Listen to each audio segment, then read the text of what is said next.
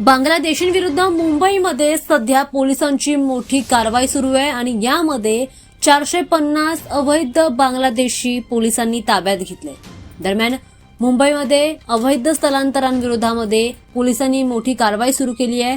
शहरामध्ये राबवलेल्या विशेष तपास मोहिमेदरम्यान आतापर्यंत सुमारे 450 अवैध बांगलादेशी नागरिकांना पोलिसांनी ताब्यात घेतलंय।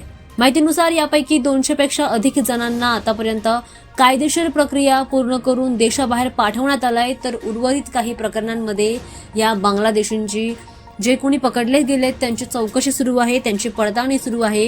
ही मोहीम मुंबईतील विविध पोलीस ठाण्यांच्या मदतीने राबवण्यात आली आहे। बनावट कागदपत्र, अवैध वास्तव्य आणि शहरातील संशयास्पद हालचालींवर सध्या पोलिसांची बारीक नजर आहे।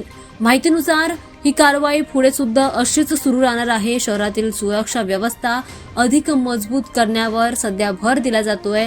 ही घटना संपूर्ण मुंबईमध्ये चर्चेचा विषय ठरली आहे। 450 अवैध बांगलादेशींना ताब्यात घेण्यात आलंय आणि त्यातल्या 200 पेक्षा अधिकांची देशाबाहेर हकालपट्टी देखील करण्यात आली आहे। सध्या बांगलादेशींविरोधात मोठ्या प्रमाणामध्ये पोलिसांची ही कारवाई सुरू आहे।